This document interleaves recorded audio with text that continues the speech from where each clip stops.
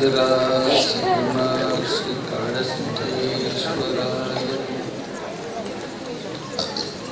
गुरुदेव महादेव गुरुदेव सदाशिवः गुरुदेवात् परं नास्ति तस्मै श्री गुरवे नमः. खोपे मठावरच्या वार्षिक सत्संगासाठी आपण सर्वजण जमलेले आहोत. दासबोधात समर्थाने निरूपित केलेले पादसेवन भक्ती आपण ऐकली.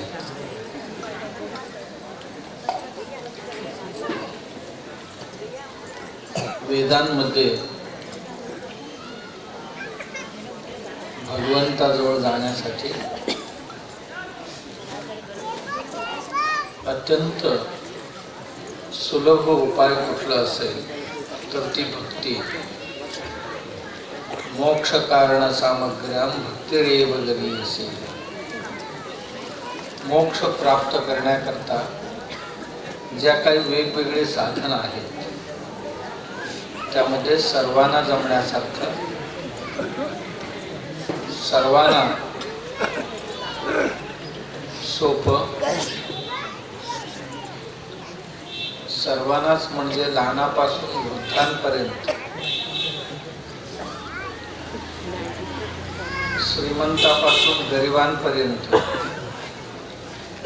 अशिक्षितांपासून सुशिक्षितांपर्यंत सर्वांनाच सोपं आणि सुलभ असं कुठलं साधन असेल तर ती भक्ती. ज्ञान ही एक साधन आहे. ज्ञानाला बुद्धीची कसोटी लागते.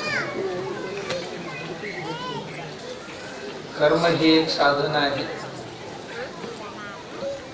कर्माला संपत्तीची आवश्यकता लागते यज्ञ यागादी करण्यासाठी. योग हे एक मार्ग आहे, एक साधन आहे. योग हठयोग असेल, योग ध्यानयोग असेल, या दोन्हींसाठी सुद्धा यमनियम आसन प्राणायाम प्रत्याहार धारणा ध्यानाची आवश्यकता आहे.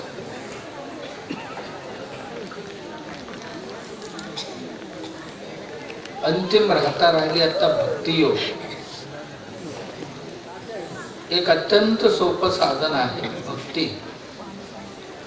भक्ती म्हणजे आपण आपल्यावर जसं प्रेम करतो तसं गुरुदेवतादींवर, गुरु आणि देवावर प्रेम करणं.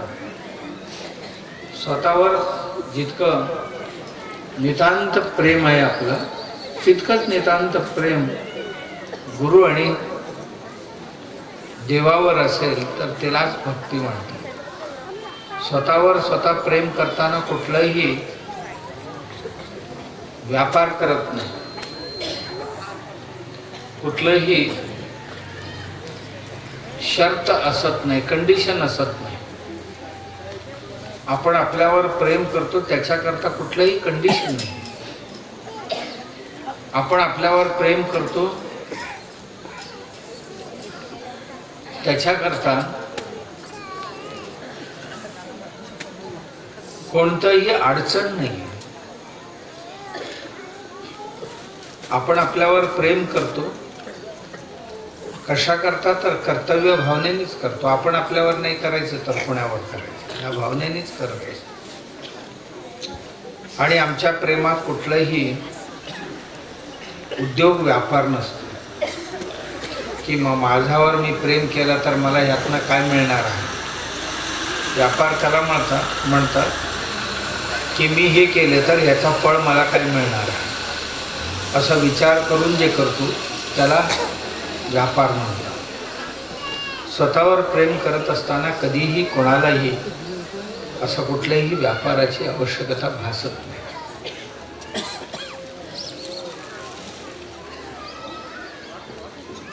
ही भक्ती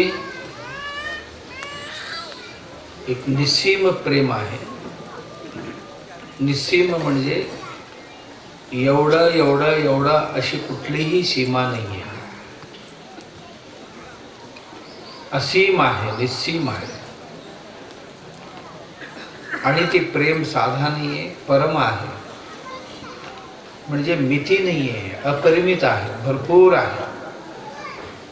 कुठपर्यंत? कुठपर्यंत असं नाही, श्वास आहे तोपर्यंत आपण आपल्यावर प्रेम करतो. एवढंच नाही, काल करत होतो आणि आज माझ्यावर माझं प्रेम नाही असं कधीच होत नाही. कालही होता, आजही आहे, उद्याही राहणार. एवढंच नाही, जागृत अवस्थेत आहे आणि झोपेत आपलं प्रेम आपल्यावर नाही असं कधीच होत नाही. जागे असतानाही आपल्यावर आपले प्रेम आहे, झोपेतही आपण आपल्यावर प्रेम करतो आणि स्वप्नातही आपण आपल्यावर प्रेमच करत असतो. एवढंच नाही, मी गावात असेल तर माझ्यावर माझं प्रेम असतो, परगावी गेलो तर माझ्यावर माझं प्रेम नसतो असं कधीच होत नाही. देश कोणताही असो, प्रदेश कुठलाही असो, त्या प्रदेश कुठेही गेलो तरी आपण आपल्यावर जसं अविरत प्रेम करतो तद्वतच देवावर प्रेम करतो. देव काहीतरी देतो म्हणून नव्हे, देव काहीतरी माझ्या अडचणी दूर करतो म्हणून त्यांच्यावर प्रेम करणं हा कदापिही भक्ती नाही होणार, ही धंदाच होणार. आम्ही बरीच मंडळी बराच वेळ देवाबरोबर सुद्धा धंदा करण्याची प्रयत्न करतो. माझं एवढं काम करून दे, 5 नारळाचं तोरण बांधतो, धंदा झाला.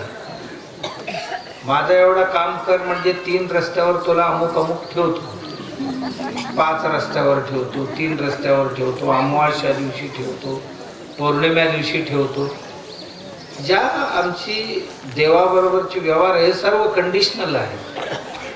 तू एवढा केलास तर मी एवढा करेन, हे प्रेम नाही आहे, हे व्यापार आहे.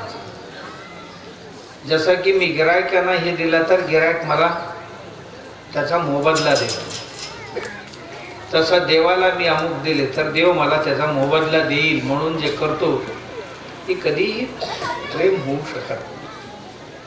प्रेमाला कुठल्याही गोष्टीची अपेक्षा नसायला पाहिजे.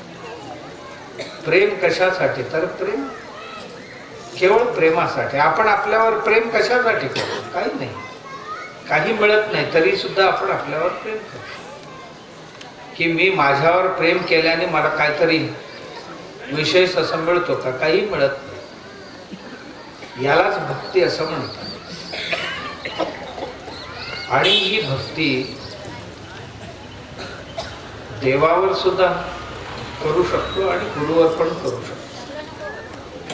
मला परमात्मा भेटण्यासाठी मी भक्ती करत असेल किंवा स्वात्म दर्शनासाठी मी भक्ती करत असेल, गुरूंची भक्ती करत असेल तर गुरु स्वार्थी नाही आहे. आणि जो स्वार्थी असतो तो गुरु नाही आहे.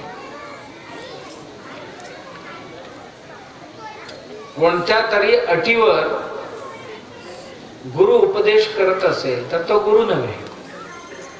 गुरु नेमका कोणाला म्हणावं? आपल्या मनातलं अज्ञान अंधकार दूर करण्याची क्षमता ज्यांच्याकडे आहे तो गुरु. गंडे दोरे बांधणारे कधीही सद्गुरु होऊ शकत नाही. आडी अडचणी दूर करतो असं आश्वासन देणारे कधीही सद्गुरु होऊ शकत नाही. मी पाऊस पाडतो, निधी काढून देतो जमिनीतलं, तुझा रोगराई दूर करतो, हे गुरूंची काम नव्हे. हे काम सर्व ही मांत्रिकांचे आणि तांत्रिकांचे आहे. तंत्र आणि मंत्राने हे कार्य होऊ शकतात. कुठल्या तरी मंत्राने अमुक अमुक गोष्टी दूर तरी जाते, जवळ तरी येते. आणि त्याबरोबरच वेगवेगळ्या तंत्र वापरल्या. आता तरी तशी तांत्रिक कोण नाही आहे. आता जे आहेत ते सगळे भुरटे तांत्रिक आहेत. ओरिजिनल तांत्रिक देशात कुठेतरी बोटावर मोजण्या इतके आहेत. काही दक्षिणेकडे आहेत आणि काही उत्तरेत बंगालमध्ये आहेत. ठराविक बोटावर मोजण्या इतके वेगवेगळ्या अघोरी साधना करणारे किंवा मंत्र साधना आणि तंत्र साधना करून एक एक मंत्राचा 3-3 लाख वेळ उच्चार करावा लागतो, तेव्हा ती मंत्रसिद्धी होत असते. एकच मंत्राचा 3 लाख वेळी सांगितलेल्या वेळी सांगितल्याप्रमाणे, आणि त्यात काय जरा चुकले तर पुन्हा पहिल्यापासून. कठोर साधना आहे आणि अमुक दिवशी अमुक वेळी अमुक ठिकाणीच करावं असंही असते. आपल्याला जर करायचं असेल कोणाला तर रावण संहिता नावाचा एक ग्रंथ मिळतो. रावणाने लिहिलेले. रावणाला हे सगळी मंत्रतंत्र सगळे सिद्धी प्राप्त होते. म्हणून तरी तो कोणाचाही काहीही करू शकत होता. आपलंही रूप बदलू शकत होता. मंत्रतंत्रामध्ये रावण पारंगत होता, पण त्यातून रावण कधीही सुखी नाही झाला. हे लक्षात घेण्यासारखं. रावणाकडे काही कमी नव्हता, तथापि कधी सुखी नव्हता. रावणाची लंका सोन्याची होती. आपण जर रामायण वाचलात तर आपल्या लक्षात येईल की सोन्याची पत्र्याने मडवलेली आणि घरांच्या खिडकीत आणि जमिनीत भिंतीत हिरे हिरे मडवलेली होती. नुसतं थोडंसं जरी उजाड खिडकीतनं आला तर ते जसं आता आपण बत्ती लावलेले आहोत बत्तीसारखे उजेड घरात पडायचे. अशा पद्धतीची हिरे सुद्धा प्रत्येक गोरगरिबांच्या घरात सुद्धा होते. रावण सामान्य नव्हता, कारण त्याचा सावत्र भाऊ जो कुबेर होता, कुबेराने निर्माण केलेली लंका होती ही, आणि लंका कुबेराला हाकलून अनायाशी मिळवलेले होते. पण पचन करता आला नाही, त्याला हजम नाही झालं, ते पचन नाही झालं. जसा आला तसाच गेला. का? नैतिकता नव्हती. रावणाकडे भरपूर ज्ञान होतं, भरपूर साधना होती, मंत्र आणि तंत्राची साधना होती, पाहिजे त्याला वश करण्याची बुद्धी होती, पण सुखी कधी झाला नाही. सर्वांवर त्याचा राज्य चालत होता. तो सर्वांवर राज्य चालवत होता, पण त्याच्यावर कोणाचाही राज्य चालत नव्हता. एवढा सामर्थ्यशाली आणि शक्तिशाली होता, पण सुखी होऊ शकला नाही. कारण सुखासाठी ज्यांचं ऐकायला पाहिजे ती ऐकण्याची त्यांची मानसिक तयारी नव्हती. सर्व केला रावण, जीवनात गुरु नाही केला. गुरु नाही केला. केला असता, त्यांच्या ऐकला असता तर बहुतेक रावण दुसरा राम झाला असता, होऊ शकला असता. एवढंच नाही, त्यांची पत्नी महासती मंडोदरीचा जरी ऐकला असता तरी सुद्धा रावण राहिला नसता.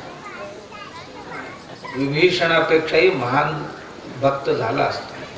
मी एवढ्याकरता सांगत होतो की रावणाकडे ही सर्व तंत्र आणि मंत्रविद्या होती. खूप मोठा ग्रंथ आहे. रावण आयुर्वेदामध्ये एवढा हुशार होता. अजीर्ण मंजरी नावाचा एक छोटासा रावणाचा एक पुस्तक आहे, छोटासा, खूप छोटं पुस्तक आहे, अजीर्ण मंजरी. आयुर्वेदाचा सार आहे. तेवढा वाचला कुठल्याही वैद्याने लवकर आकलन होत नाही. जर वाचला तेवढा तर तो एक वैद्यच बनतो. सर्व रोगांचं मूळ जे आहे अजीर्णता आहे, अपचन. अजीर्ण मंजरी म्हणजे अपचन कशामुळे होतो आणि कसं दूर करावं, एवढ्यावरच पुस्तक लिहिले रावणाने. आणि त्याच्याबरोबरच ज्यांना ही तंत्र आणि मंत्र साधना करायचं आहे त्याच्याकरता भरपूर आहेत. आणि औषधी शास्त्रावर सुद्धा लिहिलं, 200 प्रकारचे अर्क लिहिलेले आहे रावणाने. वेगवेगळ्या वस्तूंपासून अर्क कसा बनवावा, आसव कसा बनवावा इत्यादी आहेत, खूप आहे. आणि त्याच्यातच मंत्र आणि तंत्रसिद्धीवरही लिहिलेलं आहे. आणि आज कोणी ते करू शकत नाही. तो रावण हटवादी होता, त्या करण्याकरता प्रचंड हटवादिता लागते आणि जिद्द लागते, तीच मंडळी ते करू शकते. रावण जेवढा मेहनत त्यांच्या दुराग्रहापायी केला, त्यातलं 10% मेहनत जरी स्वात्मदर्शनासाठी केला असता तर रावण राहिला नसता. खूप मोठं असो. मी म्हटलं की आपल्याला ही साधना जी आहे कठीण आहे. आणि या सर्वांपेक्षा अत्यंत सोपं साधन कुठलं असेल तर ती भक्ती. निर्मळ प्रेम जसं उष्णता कमी झालेले दूध जे आहे कोणीही पिऊ शकतो. पिकलेले केळी लहान बाळांपासून वृद्धांपर्यंत सर्वजण आस्वाद घेऊ शकतात. तद्वतच भक्ती नावाची जी गोष्ट आहे अध्यात्मशास्त्रात, ही भक्ती कोणीही करू शकतो, कोणीही करू शकतो. काय आहे ही भक्ती? आपली शरीराची जी सेवा आहे, शरीराची जी कर्म आहे, गुरूंच्या मार्गदर्शनाखाली क्रमण करा. आपलं मन जे आहे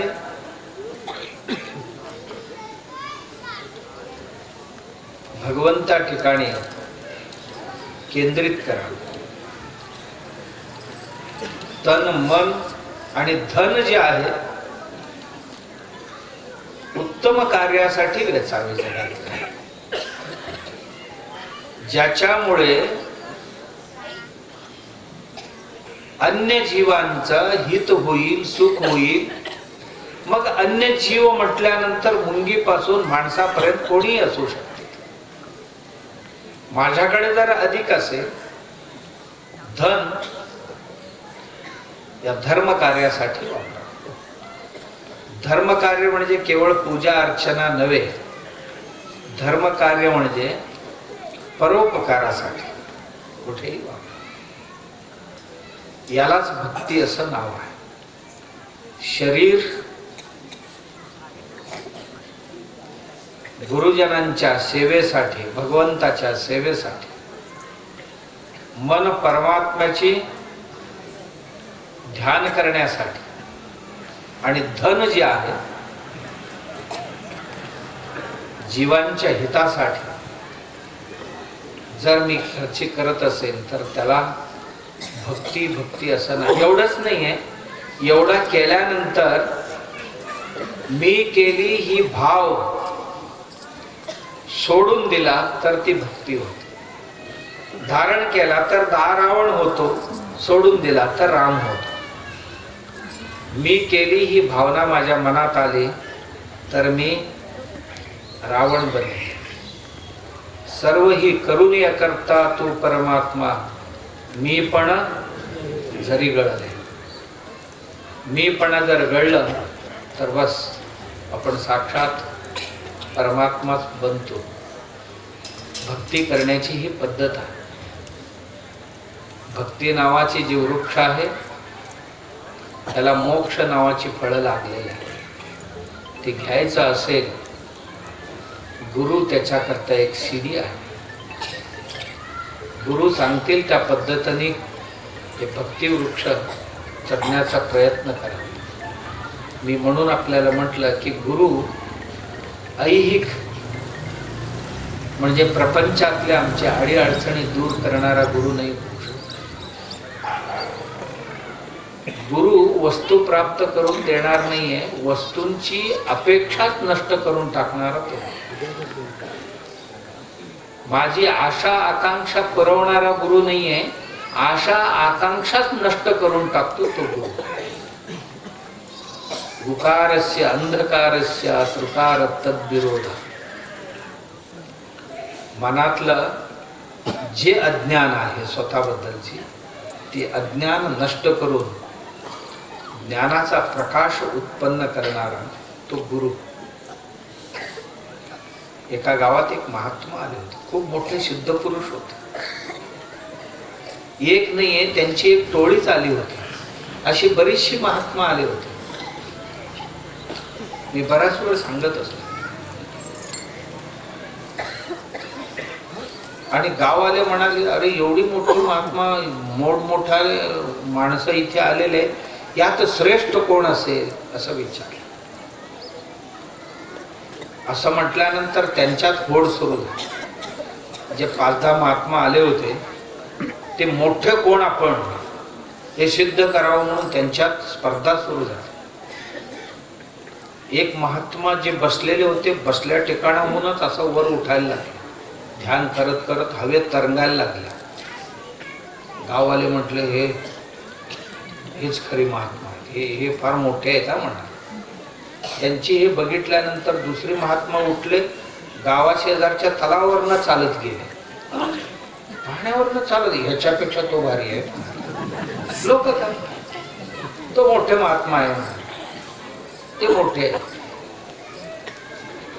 तिसरा एक होता, लाकडं आणून गोळा केला, पेटवला आणि त्याच्यातनं चालत गेले. हे त्याच्यापेक्षाही ते मोठे आहेत म्हणाले. आणि चौथा एक होता, तो म्हणाला, ही तलवार घ्या आणि माझ्यावर वार करा म्हणाला. तलवार हवेत फिरल्यासारखं फिरत होतं, त्या माणसाला लागतच नव्हतं. हे तरी त्यांच्यापेक्षाही भारी आहे म्हणाले. ही सगळे एकमेकांचे चालू होते. असं काय काय तरी, हे मोठे की ते मोठे, महात्मा कोण मोठे, हे मोठे गुरु आहेत की ते मोठे गुरु आहेत, असं चालू होतं. आणि असं कोपऱ्यात एक म्हातारा बसला होता, फार जुना. तो म्हणाला, हे कोणी मोठे नाही आहे, मोठा तो असतो, हे सर्व ही ढोंगीपणा करणारा कधी मोठे होऊ शकत. मोठा तो असतो ज्यांचे मन शांत झालेले आहे, ज्यांच्या अंतःकरणामध्ये ज्ञानाचा प्रकाश प्रज्वलित आहे आणि जो आपण मिळवलेला आनंद दुसऱ्यांना देऊ इच्छितो, काहीही अपेक्षा न ठेवता.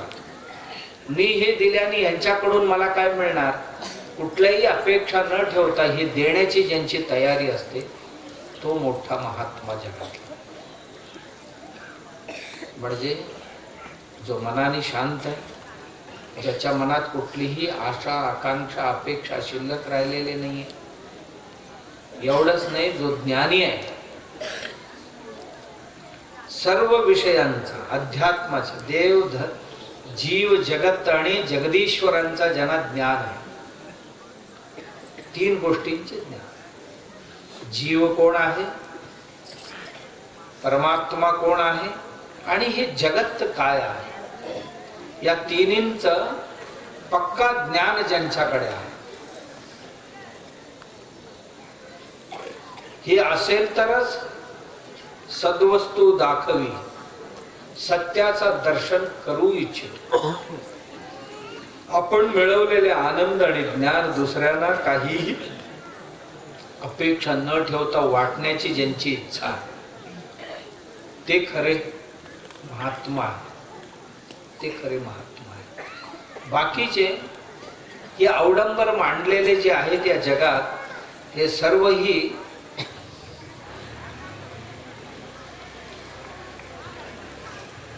गुरुच आहेत, पण गुरगुरणारे गुरु म्हणतात. हे सद्गुरु नाही आहे. आणि त्यांच्या त्या चमत्काराने, त्यांच्या त्या ह्यांनी म्हणाले, शाणा माणूस बसलेला होता, तो म्हणाला, पाण्यावर चाललात, किती वर्ष खर्च टाकले? 12 वर्ष तपश्चर्या केली, तेव्हा पाण्यावर चाललो म्हणाला.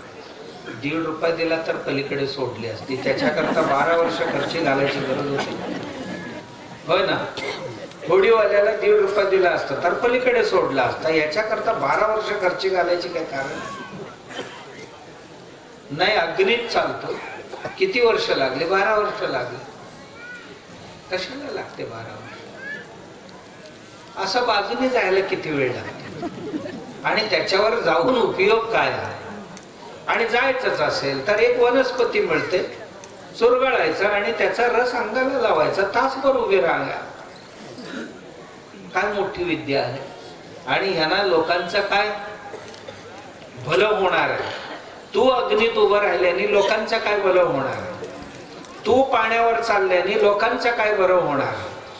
तू वाऱ्यात तरंगल्याने जगाचा काय भलं होणार आहे? का लाख माणसं येतात, लाख माणसांना चालायला शिकवणार, लाख माणसांची 12 वर्षे किती घालवशील तू? ही लोकहिताचा नाही आहे मार्ग, लोककल्याणाचा मार्ग नाही आहे. लोककल्याणाचा मार्ग लोकांच्या मनातलं अज्ञान दूर कर, लोकांच्या अडाणीपणा दूर कर आणि लोकांना सन्मार्गावर चालण्याकरता प्रवृत्त कर.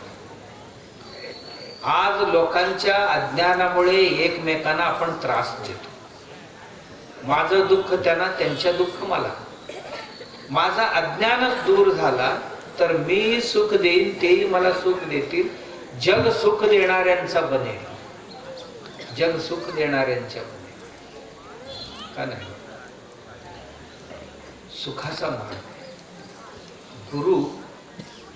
यासाठीच परमात्मा परेश, एवढ्यासाठी गुरु परमात्मापेक्षाही श्रेष्ठ. गुरु हा संत कुळीचा राग, संत समूहाचा राजा होण्याची मान त्यांचा असतो. का? काही नाही आहे त्याच्या, या जगाकडून काहीही अपेक्षा नाही आहे. गुरु घेण्याकरता आलेला माणूस नाही, गुरु देण्याकरता आलेला माणूस. व्याकरणामध्ये गुरु शब्दाचा अर्थ मोठा. गुरु आणि लघु. छंदशास्त्र तुम्हाला जर थोडंसं अवगत असेल, एक मात्रा असेल तर त्याला लघु म्हणतात आणि द्विमात्रा असतील तर त्याला गुरु म्हणतात. किंवा छंदशास्त्रामध्ये असं यू सारखे लिहितात, त्याला लघु म्हणतात, आणि असं डॅश लिहितात त्या अक्षरावर, त्याला गुरु म्हणतात. म हे लघु असेल तर मा हे गुरु असते, म्हणजे याचा दुप्पट असतो. याचा अर्थ जो मोठा आहे त्याला गुरु म्हणतात, जो लघु आहे, लहान आहे, त्याला शिष्य म्हणतात. गुरु हा परमात्म्याचा द्वार आहे. म्हणून शीख धर्मीय अर्थात शिष्य धर्मीय जे आहे ते गुरुद्वार म्हणतात त्यांच्या मंदिराला. का? ग्रंथासाहेबच त्यांचा गुरु आहे आणि गुरु देव आणि भक्त या दोघांमधला दरवाजा आहे. दोघांना एकत्रित करणार, एकत्रित करणार. गुरुला सूफी पंथामध्ये वकील असा शब्द आहे. गुरुला सूफी पंथामध्ये वकील असं नाव आहे. वकील म्हणजे देवाचा राज्यात न्याय मिळवून देवाशी संबंध घडवणार. गुरु शिष्यांचा वकालत करतो. गुरु देवाला शिष्यांचा जवळ आणतो आणि शिष्याला देवाच्या जवळ नेतो आणि देव आणि भक्तांमधलं अंतर कमी करतो. शिष्याला देव राज्यात प्रवेशाचा पास मिळवून देतो. त्याला वकील म्हणतात. वकील काही जण म्हणतात राजा आयुष्याचा पथ हा दुर्गम अवघड डोंगर घाट, गुरुविना कोण दाखविल. आयुष्य आहे ना आपला, कोणाकरताही सोपं नाहीये. आणि कोणीही असं समजू नये की आमच्याकरता सगळी फुलांची अंथरुणच घालून ठेवलेले आहेत रस्त्यावर. आयुष्याचा पथ हा दुर्गम म्हणजे चालण्यास थोडासा कठीण असणारा मार्ग, कठीण असणारा मार्ग. कोणाकरताही सोपं नाहीये. इथे खाचखळगे आहे, चढ उतार आहे आणि काटेकुट्टे आहेत या रस्त्यात. हा, या रस्त्यानेच आपल्याला चालायचं आहे. आणि एवढंच नाही, एकाला 10 वैकल्पिक रस्ता आहेत, पर्यायी रस्ता. ह्यातला खरा रस्ता कुठला, हे दिग्भ्रम निर्माण करणारी स्थिती आहे. अशात चालण्याकरता मार्ग सोपं बनवणारा आणि नैज मार्ग दाखवणारा, एवढे 10 मार्ग जे आहेत भटकवणारे, त्या भटकवणाऱ्या रस्त्यापासून आपल्याला चुकून ह्यातला हा मार्ग धर, हा मार्ग तुला देवाजवळ घेऊन जाईल असा सांगणारा जो असतो त्याला गुरु म्हणतात. वाम मार्गाला लावणारा तो कधीही गुरु होत नाही. वाम मार्गाला लावणारा म्हणजे वामतंत्र करण्याकरता प्रवृत्त करणारा. वामतंत्र म्हणजे ह्याच देव देऊस की करणं, अमुक तमुक काय काय तरी कर देवासाठी म्हणणारा ते गुरु होऊ शकत. गुरु रस्ता सुगम बनवणार. आयुष्याचा पथ हा दुर्गम, चालण्याकरता कठीण असतो. कुठल्या दिवशी काय येईल या वाटेवर आपल्याला माहित नाही, पण ह्या सगळ्यांना पार करणारे तंत्र सांगणारे. हे अवघड डोंगर जे आहे हे चढायचं कसा. हे संसार ही एक डोंगर आहे. दुरून फार छान दिसते पण जवळ गेले तर फारच विचित्र आहे. आमच्या प्रत्येकांची संसार एकमेकांना लांबून फार सुंदर दिसतात. ज्यांच्या त्यांच्या घरात गेला तर सगळे खरा संसार कळायला सुरुवात होते. अरे आम्ही केवढे सुखी आहेत असं समजत होतो. श्रीमंताला मंदिरातला पुजारी फार सुखी दिसतो आणि पुजाऱ्याला गाडी घेऊन आलेला, आडी आणि बेंज गाडी घेऊन आलेला तो भक्त फार मोठा आहे, फार सुखी माणूस आहे असं त्याला वाटतं. हा त्याला सुखी समजतो, तो याला सुखी समजतो. पुजारी देवाकडे प्रार्थना करतो, देवा मला ते कधी देणार. आणि तो गाडी घेऊन आलेला माणूस म्हणतोय, देवा त्या पुजाऱ्यासारखा समाधान मला कधी मिळणार. म्हणूनच ह्याला अवघड रस्ता म्हणतात.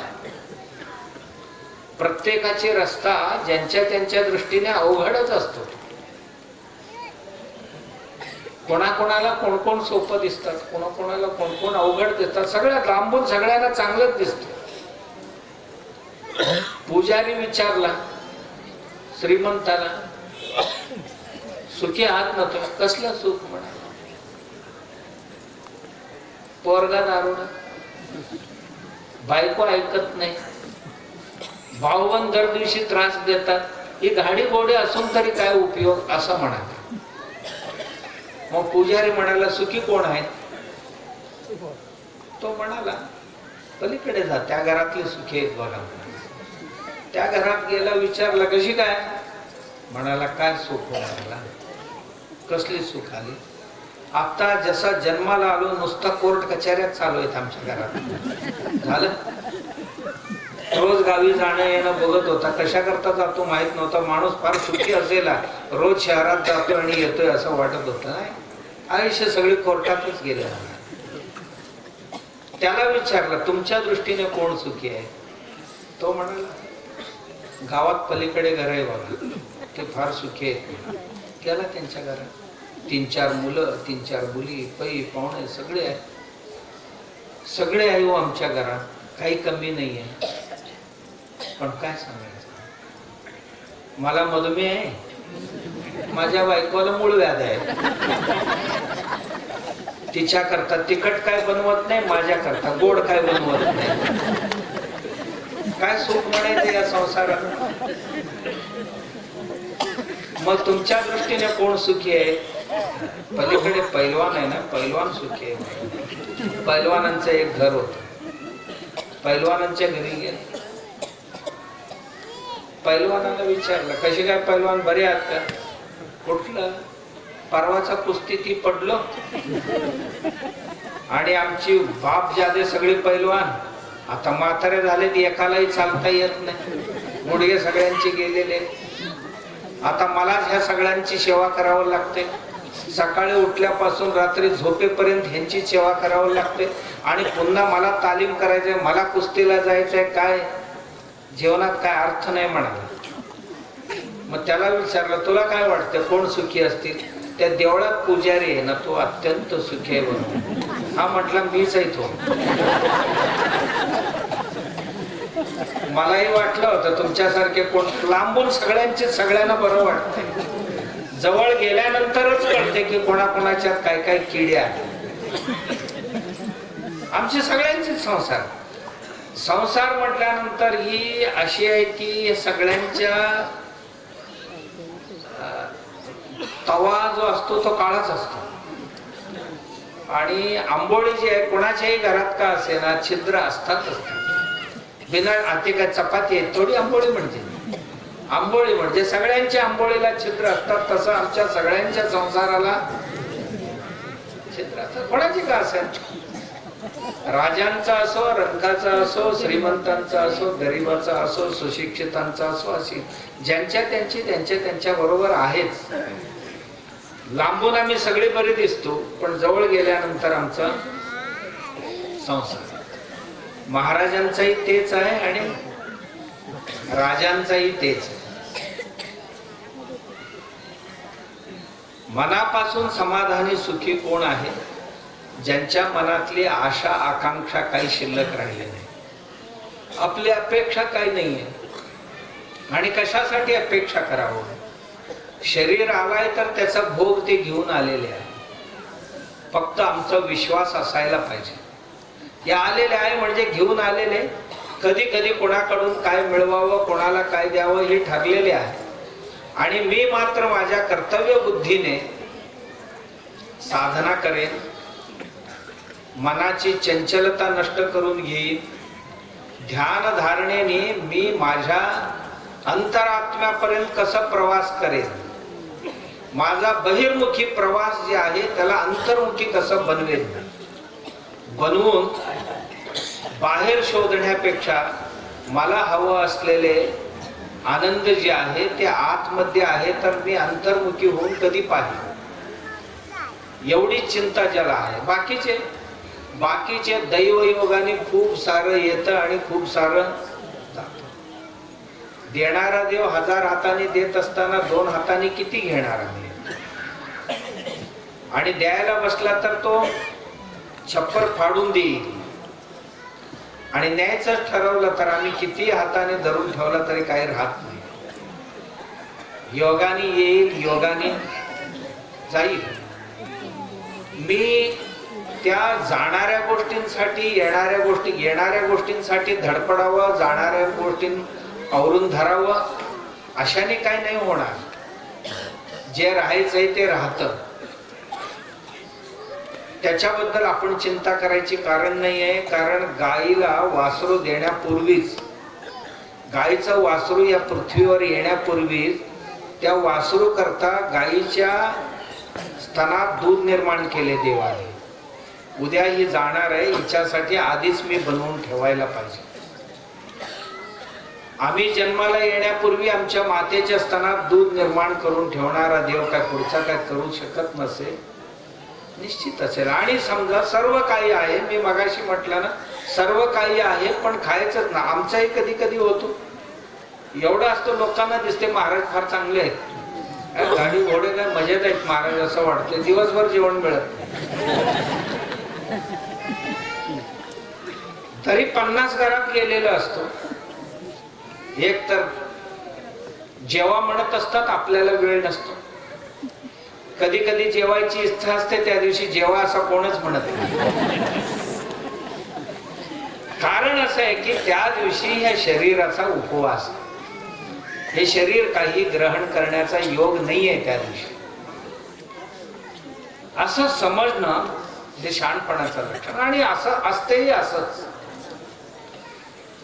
जे आपल्या योगात नाहीये, ती कधी येत नाहीये, त्याच्याकरता मी कितीही प्रयत्न करेन. आणि जे जाणार आहे, मी कितीही प्रयत्न करून ठेवलं तर ते धरून ठेवलं तर राहत नाही. मग त्याच्याकरता प्रयत्न करण्यापेक्षा माझ्या अंतःकरण शुद्धीसाठी, माझ्या मनोनिग्रहासाठी, मी माझ्या हातातली गोष्ट आहे, मी का करू नये प्रयत्न. गुरुनी मला ध्यान एवढ्या करताच करायला सांगितलं, मला भजन आरती एवढ्या करताच करायला सांगितले की माझ्या मनातलं जे काय मल आहे किंवा पाप आहे हे नष्ट व्हावं. माझ्या भजन आरतीने काय होणार आहे, भजन आरती जे मनापासून करावं, विधी म्हणून नव्हे. तेवढा भजन करून टाकायला करायचं. भजन करूया, करून घेऊया असं नसते. आमचे भजन करून टाक तेवढा, तोपर्यंत मी स्वयंपाक करतो. हा करून टाकतोय आणि तेही स्वयंपाक करून टाकतात. टाकण्याकरता आलो थोडी आपण, नाही, भजन करण्यासाठी. भजन करून टाकणारी वस्तू नाही. लग्न करून टाकणे, लग्न करून टाकायला लग्न करायचं असते. लग्न म्हणजे दोन जीव एकत्र येणं, याला लग्न म्हणतात. आणि हे टाकायचं असते थोडी, नाही. आमची समज अशी असायला पाहिजे की नाहीये, टाकण्याकरता आपण कोणीही नाही आहोत आणि काही नाही ते टाकण्याकरता. जे टाकायला पाहिजे ना, आपण नाही टाकल्याने काही राहत नाही. आम्ही जे जेवतो, मला टाकायची इच्छा नाही, काय राहणार आहे का. मी पाणी पितो, मला बाहेर टाकायची इच्छा नाही, काय राहणार आहे का. नाही. ज्याला टाकायचंय ते निसर्ग टाकायला लावते, सोडायला लावते. मातेच्या गर्भात बाळ असते, आई म्हणते अजून थोडी दिवस राहिलं तर बरं होईल पोटात, तर नाही, बाहेर टाकतो देव त्याला. सगळ्यांच्या स्वास्थ्याकरता ते बाहेर जाणं गरजेचे असते. आणि आम्ही इथे अजून बरीच दिवस राहायचं म्हणतो, काय राहणार आहे का. नाही. आम्ही काही आमच्यातले काढून टाकायचं म्हणतो, जाणार आहे का. देव इतका बोलो. बघा ना, कधी कधी दारुडे रस्त्यावर 3-3 दिवस पडलेले असतात, मरत नाही. पाऊस पडत असतो वरती, पण अजिबात मरत नाही. ही घरात अंथरुणातच हार्ट अटॅक होतो की नाही आम्हाला. मी तरी दर दिवशी 1-2 ऐकतो, झोपले होते ते उठलेच नाही. एवढ्या सुखात असणारे सुद्धा गेले. आणि तेव्हा आम्हाला आश्चर्य वाटते, दर दिवशी हे राजे भेटतात आम्हाला. कुठले हे काय रस्त्यावर कधी कधी तमाशाच करतात आमच्या बरोबर. आम्ही गाडी इकडे घेतली की इकडे येतात, इकडे घेतली की इकडे आहे, थांबायचं म्हणतो. आता जोपर्यंत त्या राजाचा मनात येत नाही तोपर्यंत आम्ही आमच्या सारथीला म्हणतो, थांब बाबा, त्याची इच्छा एकदा पुरा होऊ द्या, तो जा म्हणेल तेव्हा आपण जाऊ. नाहीतर कुठेतरी चाकात विकात अडकला म्हणजे आपण जेलमध्ये जायचं आणि तो दवाखान्यात जायचा. कोणा करता रस्ता आमचा प्रशस्त करणार तो गुरु असतो. आमचा अंतरप्रवास जे आहे, अंतरप्रवासाला रस्ता प्रशस्त करून देणारा तो गुरु असतो. त्या गुरूंची भक्ती करणं, त्या गुरुवर श्रद्धेने, प्रेमाने. पादसेवन म्हणजे गुरूंची पायाची पूजा करणं म्हणजे पादसेवन नव्हे. नाहीतर एक गागरवर पाणी आणायचं, वतायचं, गागरवर दूध आणलं, दही आणलं, वतलं म्हणजे गुरूंची पादसेवा अजिबात नाही होणार. पाद शब्दाचा अर्थ चलन, चालणं. पाद हे ठेवण्यासाठी नाहीये, पाद हे चालण्यासाठी असते. गुरु जसं चालले किंवा गुरु जसं सांगतील तसं चालणं ही पादसेवन भक्ती आहे. त्याला गुरुमार्ग म्हणतात. जसं आम्हाला जीवन यापन करायला सांगितले तसं आपण मार्गक्रमण करणं म्हणजे पादसेवन भक्ती आहे. त्यानंच जीवन कृतार्थ होणार आहे, अन्यथा कृतार्थ नाही होणार.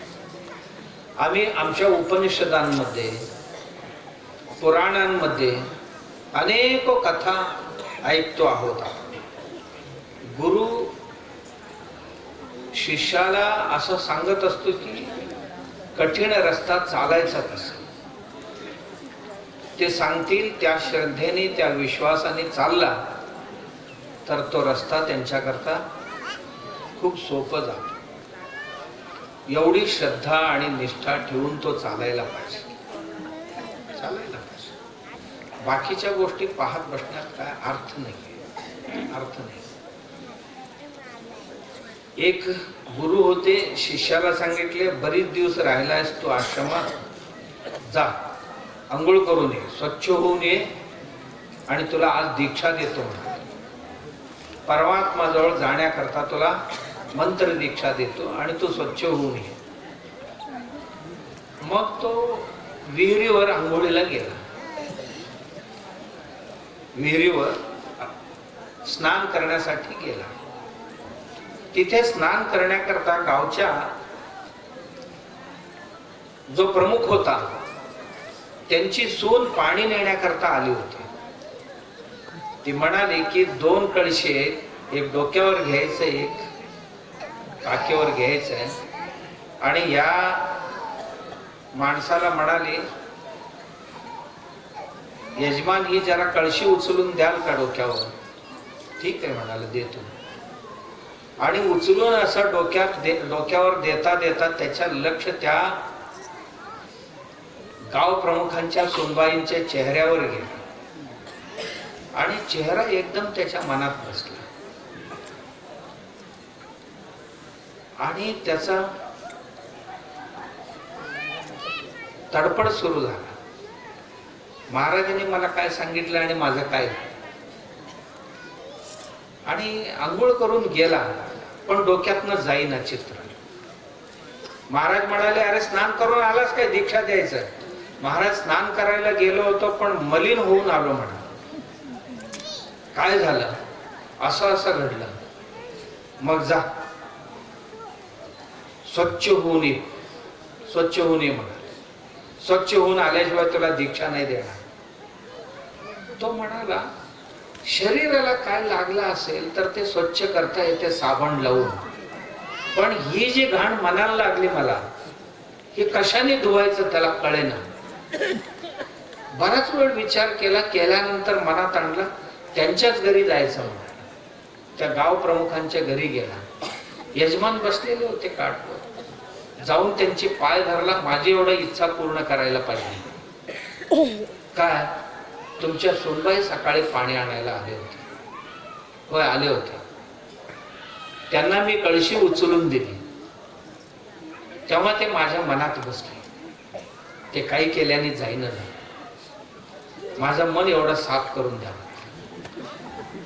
म्हणजे महाराजांना त्या ह्यांना वाटलं, गाव प्रमुखाला, का आता सोन्याचीच लग्नच करायला मागते की काय, असं वाटलं का. नाही नाही नाही नाही महाराज, तसं नाही म्हणत. माझं तसं नाहीये, माझं मन साफ करायचं. कसं करू तू सांग बाबा म्हणा. बैलांचं चाबूक घ्यायचं आणि त्या तुमच्या सोनबाईला सांगायचं की यथेच्छ मला मारायचं. माझ्या अंगावर वण उठायला पाहिजे, माझ्या मनातनं ती विचार गेला पाहिजे. आयुष्यात असं पुन्हा कधीही माझ्या नजरेत येता कामा नाही, इतकी मला मोठी शिक्षा द्यायचं तुम्ही. तो म्हणाला, त्या महाराजांचा तो शिष्य आणि तुला मारले तर ते महाराजांनी काय शाप गिफ्ट दिले तर काय करायचं. नाही नाही नाही, मी साक्ष आहे, मी असं नाही होऊ देणार, पण माझा कल्याण करण्याचं काम तुमचं आहे. मारा म्हणाला. मारा. पाटील सोनबाईला म्हणाले, घे बाबा याला मार आणि थकेपर्यंत मार. ती मारत होती. इतकं मारली, इतकं मारली. मारल्यानंतर आता पूर्णपणे त्याच्या मनातलं मैला धुवून गेला आणि म्हणत होता अजून मारा. परत मारली तर ते आश्रमात त्यांचे गुरु होते ना, त्यांच्या अंगावर वण उठायला लागले. इथे मार पडत होती, तिथे वण उठत होते. काहीतरी गडबड झाले असं समजून ते गुरु त्याला शोधत शोधत तिथे आले आणि मारतच होते आणि वण त्यांच्या अंगावर उठत होते. नाही नाही नाही, तो केव्हाच शुद्ध झालाय, त्याला सोडा म्हणाले. आता का? तो शुद्ध होऊन राहिलेले जे आहेत ते मला पडायला लागले आणि ते थांबवण्याकरताच माझी संकेत आहे, थांबवा म्हणा. कारण गुरु ब्राह्मणांचा होता, शिष्य मुसलमानांचा होता, शरीफ नावाचा. गुरूंचा नाव होता गोविंद भट्ट. ही घडलेली घटना येते हुबळी जवळ, 80-90 वर्षापूर्वीची घटना आहे. मग कणत कणत कणत कणत आला आश्रमात. सगळीकडे वण उठलेले होते. मग शरीफ काय दीक्षा द्यायचं काय म्हणा. महाराज आता तुमची मर्जी म्हणाले, आता खरंच स्नान झालंय माझं. स्नानम मनोमल त्याग. स्नान म्हणजे मनातली मैला दूर करणं, हा स्नान. अंगावर पाणी ओतणं हा स्नान नाहीये. मनाला साफ करणं, मनातलं पाप दूर जाणं. मनात जे पाप उत्पन्न झाला होता तो पाप धुणे म्हणजे पाप आहे. पाप धुतले म्हणाला माझं. बऱ्याच लोकांना मन मैला झालेले, मनाला मैला झालेले हेच कळत नाही. आणि झालेले असते मनाला घाण लागलेले असते आणि शरीर धूत राहतो आणि ओळे सोळे करत राहतो. ओळे सोळे हे सगळी शरीरासाठी आहेत, मनासाठी नाही आहे. मन साफ करणं गरजेचे. शरीर साफ झाला नाही झाला तरी एखादा वेळ चालू शकतो. आमचं मन हे दुसरं कोणाला दिसत नाही, फक्त आम्हालाच दिसत असतो. आम्ही जितकं प्रामाणिक असतो तितकं आमचं मैला, आमची पाप आम्हाला दिसायला लागते. जर मी निर्ढावलेले असेल तर माझ्या मनातले पाप सुद्धा मला पाप वाटत नाही. पाप वाटत नाही. ते पाप दुसरे कोणी धुवू शकत नाही. म्हणून ही आम्ही स्वतः समजायला पाहिजे.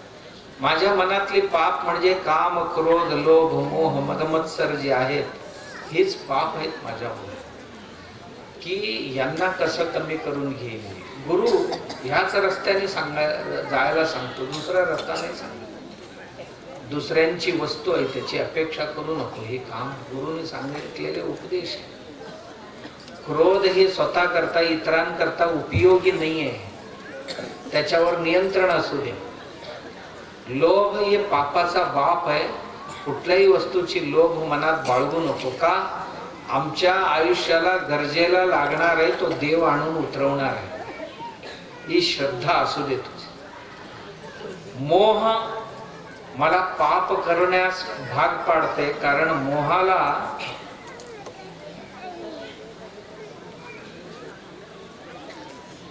तारतम्य नाहीये. चुकीच्या गोष्टी सुद्धा करण्याची प्रवृत्ती निर्माण करते, म्हणून मोह चांगला नाहीये. अहंकारही चांगला नाहीये आणि मत्सरही चांगला नाही, तिरस्कारही चांगला नाहीये. दुसरं कोणाचे बल झालेले जर मला अडचणीचं वाटत असेल तर माझ्या मनात मत्सर निर्माण झालेले असं मी समजायला पाहिजे आणि हळूहळू ते त्याग करण्याचा मी प्रयत्न करायला पाहिजे. गुरु आम्हाला हेच उपदेश करतात. या उपदेशानेच मला पुढे जाणं, गुरूंचा मार्ग हेच असते. आणि असं करत करत करत देह बुद्धी सोड, मनाच्या आतमध्ये शिक आणि मनाचाही व्यवहारांना तू जरासा साक्षी भावाने बघ आणि जरासा बुद्धीच्या इकडे प्रवास कर. बुद्धी जे निर्णय करते त्याच्याही बरोबर जाऊ नको, बुद्धीच्याही पाठीमागे एक साक्षी आहे. बुद्धी काय निर्णय घेते ही पाहणारी एक साक्षी पाठीमागे आहे. ते साक्षीशी एकरूप होतो. हे गुरूंची उपदेश. तेव्हा भक्तीचा प्रवास आमचा पूर्ण होतो. तिथपर्यंत जेव्हा जाऊन पोहोचतो तेव्हा भक्तीचा प्रवास पूर्ण होतो. आणि अध्यात्म, खरा अध्यात्म हाच असतो. मी अध्यात्मात किती वर्ष मार्गक्रमण करतो, किती आयुष्य खर्च करतो, किती संपत्ती खर्च करतो, या सगळ्यांपेक्षाही मी अंतरात्म्याच्या किती जवळ गेलो आहे किंवा परमात्म्याच्या किती जवळ गेलो. मला दुसऱ्यांच्या चेहऱ्यापेक्षा त्यांच्या आत्मा माझ्यासारखाच प्रिय वाटला. माझ्या आत्म्याला ज्या ज्या गोष्टी प्रिय वाटतात, माझ्या आत्म्याला ज्या ज्या गोष्टी नकोशे वाटतात, त्याच गोष्टी इतरांनाही प्रिय आणि नकोशे वाटत असतात. तर ज्या गोष्टी माझ्याशी इतरांनी करावं असं मला वाटते तसंच मी इतरांशी वागायला पाहिजे असं जेव्हा मला वाटायला लागते, तर तेव्हा समजायचं की माझा रस्ता आता योग्य आहे.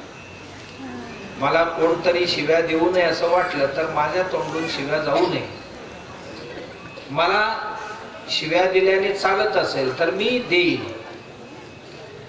मला कोणीही पीडा देऊ नये असं वाटत असेल तर मी त्या जीवाला पीडा देऊ नये असं ज्या क्षणाला वाटते त्या क्षणाला आपण समजायचं की मार्गावर आहोत.